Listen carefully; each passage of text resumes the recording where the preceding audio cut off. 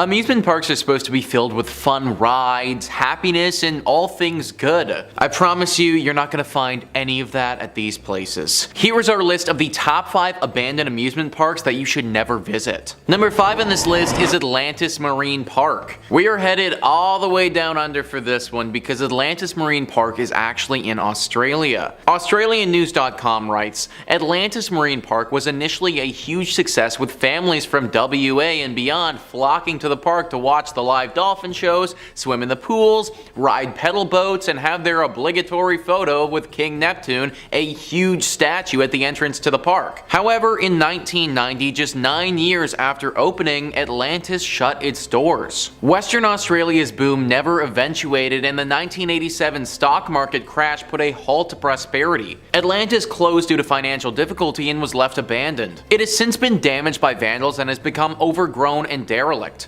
Old statues can still be found scattered throughout the grounds, as well as broken walls and concrete pools. For years, it was no man's land, popular with dog walkers. However, just last month, the iconic King Neptune was restored to his former glory after a petition by locals who started an online campaign for something to be done with the ruins. Well, I'm glad to see that Neptune is looking fresh again, but I don't know how long he'll stay that way. Apparently, this place, when the sun goes down, is home to some evil creatures. Four-legged mutant things with glowing red eyes that hiss and are nothing that we know of from this world. Now, this could be a bunch of baloney, but that's what some people have reported seeing when they've explored this place at night. Probably safe to go during the daytime, just make sure you set an alarm for 6 p.m. to get out of there if you do go. Number 4 on this list is Crinkly Bottom Theme Park. This one, to my understanding, has been demolished, but it still deserves a spot on this list because of how creepy it was when it was around. Mr. Blobby was a TV caricature in the early 1990s. He was featured on one of Britain's most successful late-night Saturday television shows and was this big pink blob creature with a bow tie on. This was a comedy television show, and this blob thing didn't lack any of that. He would often engage in annoying antics with celebrity guests and become a bit of a British television phenomenon. Well, Mr. Blobby was successful enough that he of course needed toys, merchandise, and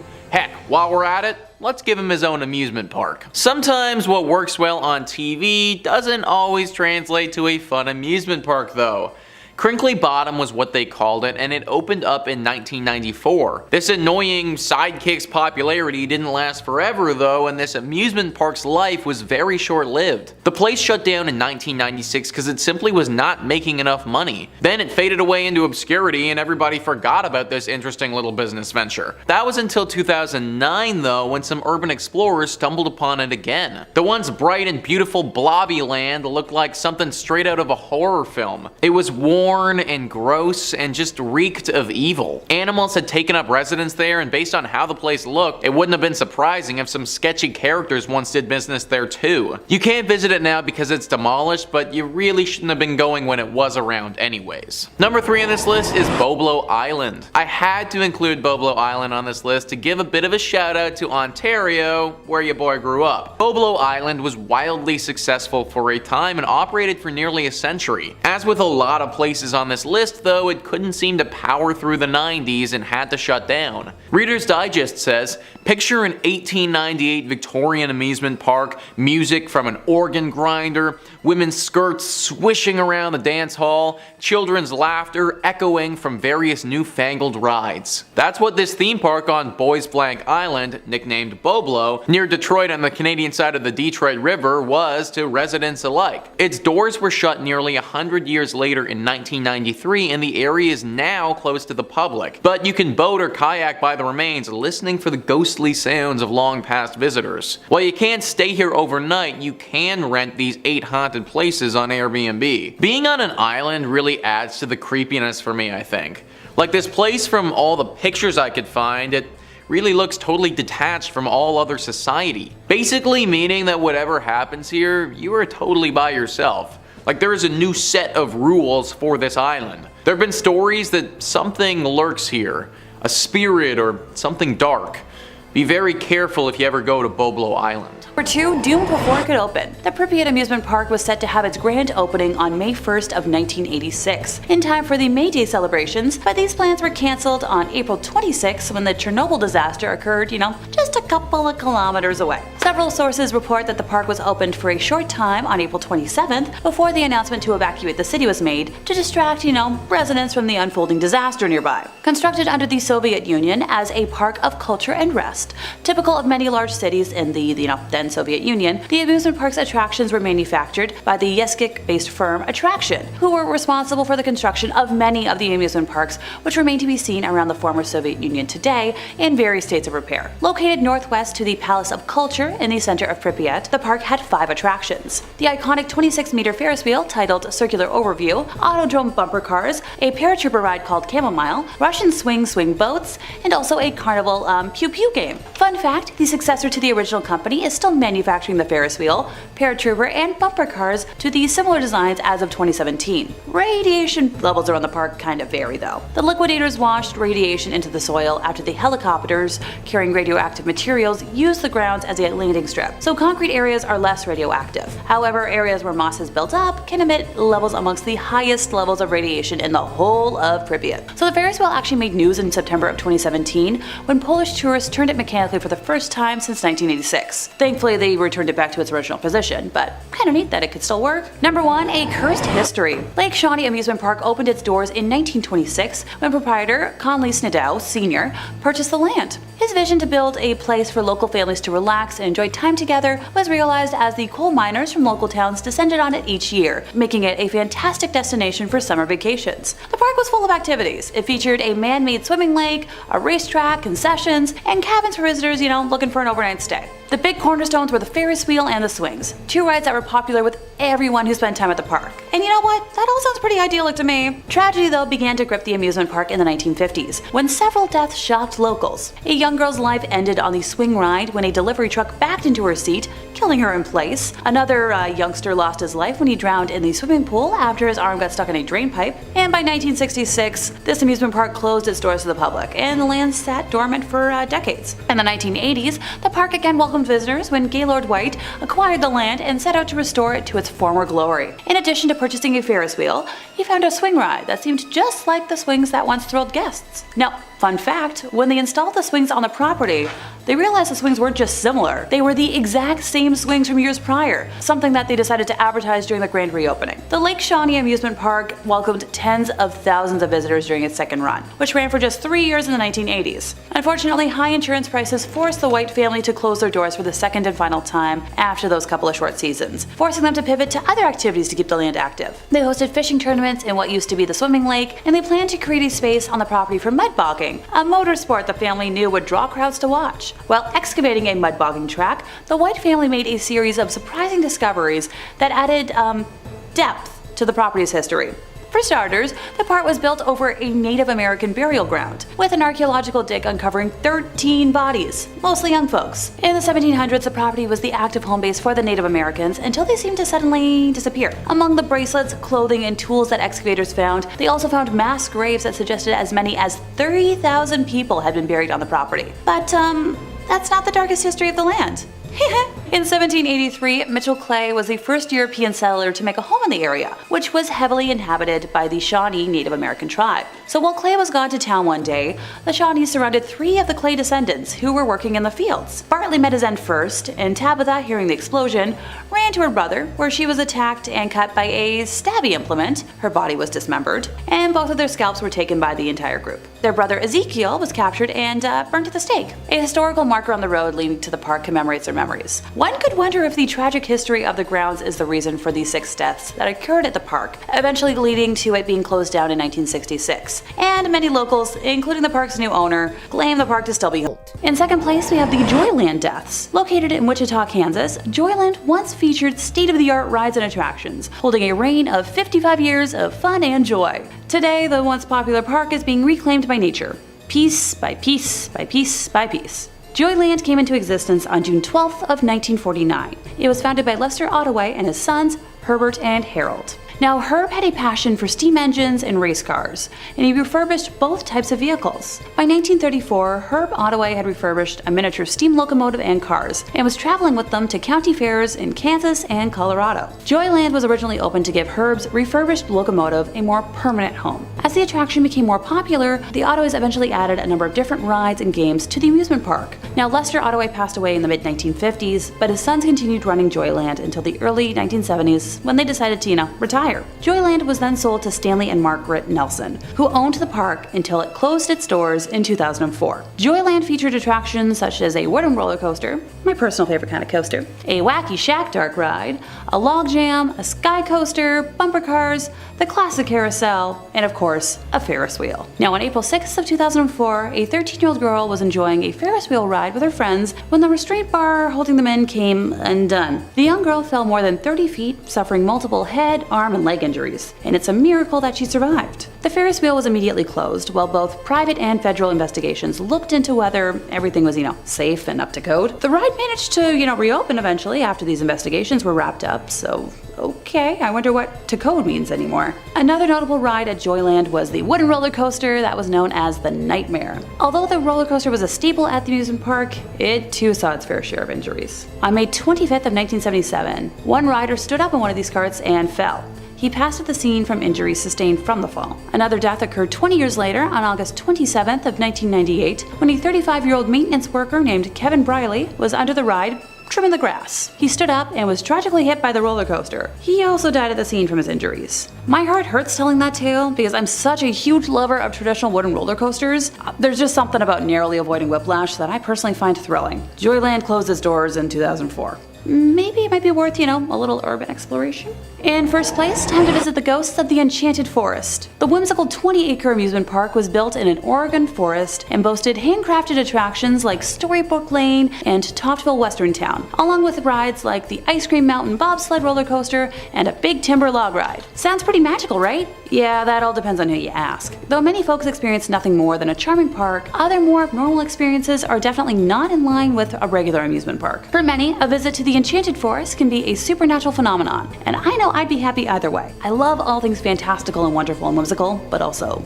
spooky. Tales of employees feeling a ghostly presence on attractions like the Haunted House and Challenge of Mondor ride caught my eye while doing research for today. The story of Enchanted Forest starts with Roger Toft, the park's creator, who spent every last penny he had to make his passion project come to life in 1971. His granddaughter, Ashley Toft, is now the park's general manager, and while she claims she's personally never experienced any supernatural phenomena on the Haunted House, she did admit that the attraction makes her feel anxious and overwhelmed. While guiding a group of experienced paranormal experts through the attraction, she led them directly to a cold spot that could be attributed to an otherworldly presence. As much as I understand the stigma of not wanting to believe in ghosts, that's a coincidence I can't just ignore. Challenge of Mondor ride operator Chris Dunn has since told a tale of an inexplicable encounter that he experienced one morning in 2016 while prepping the wizard-themed target aiming attraction for the day. He explained how he heard footsteps behind him, but turned around.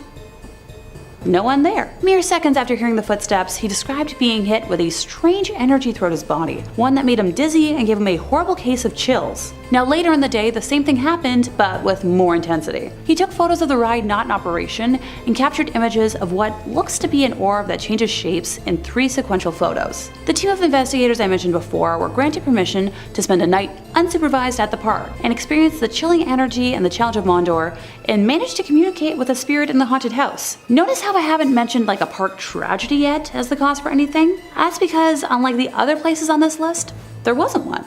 The haunted house was built during the original construction along with the rest of attractions, and Challenge of Mondor was constructed in 2006. Time to borrow that time machine I've been asking the powers that be for, and travel on back. In August of 1846, Oregon settlers and indigenous tribes of the Willamette Valley fought a terrible battle in present-day Salem, known as Battle Creek. The theory most people believe is that the energy could be the cause of the manifestation in the theme park, which was built in close proximity to the gruesome fight. You let me know what you think down in the comments. Under the Sea Gone Wrong. Disney's River Country was the first water park at Walt Disney World, and possibly the first themed water park ever. Look, as much as I love Disney World and I'm mentally planning my next trip back, I'm here to call a spade a spade. Some consider River Country to be the first water park anywhere, but that depends on how you define a water park. Yes, River Country opened almost a year before Wet n Wild in Orlando, but there were public pools and lake parks with water slides and other aquatic play equipment long before River Country opened. So just as Disneyland had reinvented the amusement park 21 years earlier, River Country reinvented aquatic recreation. The water park's grand opening was on June 20th of 1976, and on Thursday, August 28th of 1980, a sad Associated Press story appeared in newspapers throughout North America. It was reported that a rare but deadly disease caused by an amoeba found in Florida freshwater lakes had claimed its fourth victim, a New York youngster who had spent his vacation swimming at River Country. The disease, amoebic meningoencephalitis, attacked the nervous system and brain. You don't want to know how many tries it took me to say that. The youngster died after the amoeba entered his nose, went through the nasal passage, and attacked the nervous system, including the brain. Investigators from the U.S. Center for Disease Control in Atlanta and the New York Health Department pinpointed River Country as the source of the amoeba after the parents reported that the amusement park was the only place where he went swimming. So photos and maps of River Country show that the park had two bodies of water. The smaller one was a clean, clear swimming pool. The larger one appeared to be a natural cove, completely open to Bay Lake, which is the largest natural lake at Walt Disney World. At some point in the 1990s, Walt Disney World banned swimming in its lake. The 1995 map of Walt Disney World still included the resort's beaches under the swimming section, whereas the 2000 edition made it clear that the beaches were strictly for sunbathing. But River Country stayed open. There was never another death from amoebic, very long word that I'm not going to try and say again, linked to River Country. But there were two drownings, one in 1982 and the other in 1989. So River Country had its normal seasonal closing at the end of the 2001 season, but when the time came for it to reopen for the 2002 season, it didn't. River Country never reopened. Place we have water park troubles. This tale takes place at Schlitterbahn, which is a theme park owned by Cedar Fair in Texas on the Raging Rapids portion of the Lazy River. Our narrator Vanessa and her friends didn't expect anything intense from the ride. They were all just, looking forward to relaxing, watching the water go by, enjoying the scenery. As expected, the ride wasn't super intense whatsoever at first, until it hit a patch of white water, and because of the angle that the raft hit the bump, Vanessa and her companions were launched into the river. Nope, that's not supposed to be part of the ride.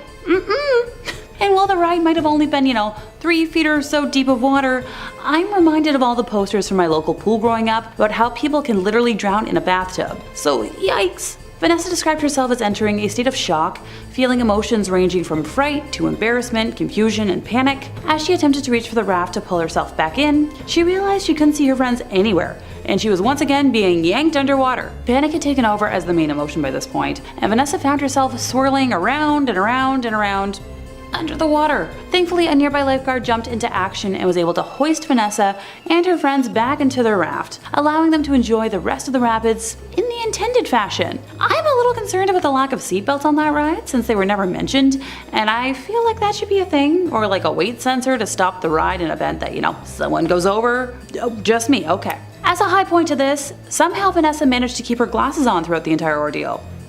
Go Vanessa! In fourth place, we have an urban legend from Canada's Wonderland. Time to move on to a Cedar Fair park that's a little closer to home. As someone who spends most of September through December at Canada's Wonderland every year, I just knew I had to include this ghost story in today's list. While Wonderland might be home to the scariest of scary monsters every October, the iconic Wonder Mountain is actually home to a ghostly spirit all year round. Construction of the iconic theme park happened between 1979 until 1981, with construction of the mountain alone involving a dozen local companies under Cincinnati engineer Curtis D. Summers. Now, while we don't know the name of our victim, one of the construction workers who was working on Wonder Mountain passed on the job, and for the most part, the details of his passing and specifics have been kept pretty secret. I tried. I promise I tried. This ghostie haunts the mountain to this day, specifically the Thunder Run ride. If the ride operators don't greet the area with good morning and good night at the beginning and the end of each operating day, the ride will malfunction and cease operations until given the proper respect. Honestly, I'm all for inviting the ghost to roam the park during Halloween haunt. What's the worst that could happen? An actual ghost over in Ghostly Pines or Spirit Manor would be so much fun to see. Oh, just my own opinion again? Of course. In third place, we have the Warner Brothers Jungle Habitat. Originally opening on July 19th of 1972, this now abandoned park closed its doors by 1976, which is a really bad timeline for a theme park that was technically never completed. The first time Jungle Habitat made headlines was only months after it first opened for business, when an Israeli tourist named Abraham Levy was riding through the safari in a taxicab and decided to roll down the window to get a better look at some of the animals roaming around. 2 lions attacked the car and mauled the 26-year-old tourist, causing lacerations to his face and shoulder. He took credit for the harm, citing his own foolishness, which helped to dodge, I guess, like a media onslaught. For the most part. By the end of the year, reports of animals escaping into the wilds of West Milford, which is where the park is located, were far too many in volume to be ignored. Besides the sightings of harmless animals like peacocks, there were numerous rumors spreading about dangerous animals such as like a pack of wolves and a lion being sighted along like local roads. Okay, look, I grew up in the land of moose, and I wouldn't want to see one of those on the side of the highway.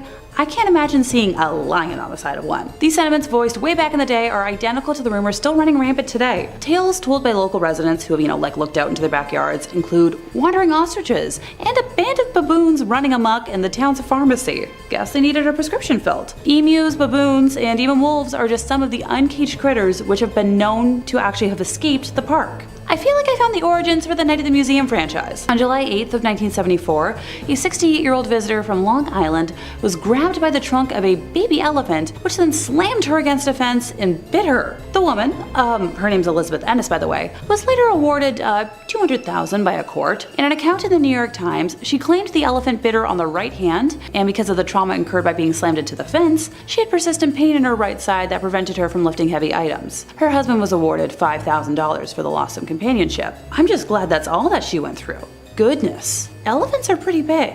The animals also had a tendency to damage the cars that passed through. An e-museum for the park that exists online now says that the tigers like to bite and pop car tires, and monkeys like to rip antennas off the cars. Sounds like a lack of good animal training and boundaries to me, but I'm no animal expert. Right after the park closed in October of 1976, some of the animal carcasses were left outside. This pile grew until, 30 animal bodies, including that of an elephant, a bison, a camel, and some zebras, were all left lying until April, when the ground had thawed enough to finally bury what was left of them. The 6 months that they were left exposed was a violation of state laws, which stated that any animal should be buried within 48 hours of its passing. Despite this violation, Warner Brothers were not sanctioned. Jungle Habitat is gone now, but never forgotten. Reports of mysterious kangaroo sightings in remote corners of West Milford still turn up from time to time. Be careful, kangaroos hurt. Number 2 on this list is Pripyat Amusement Park. Pripyat is a town that we've talked a lot about on this channel already. In fact, it was recently featured in a video where we looked at the top 5 mysterious towns that are completely abandoned. Pripyat is a ghost town in northern Ukraine near the Ukrainian and Belarus border. It was named after the nearby river Pripyat and was founded in 1970. Right in the town is a small amusement park that once looked quite fun and had plans to grow into a big Ukrainian park that people might flock to. Those dreams were never realized though, and now it sits in complete and utter disarray. Those dreams were never realized because of the horrible accident that occurred in 1986. You see, the town of Pripyat was basically established to serve the Chernobyl nuclear power plant. When it was first built, it was a closed town basically only for the workers of this place, but it grew and grew as time went on, and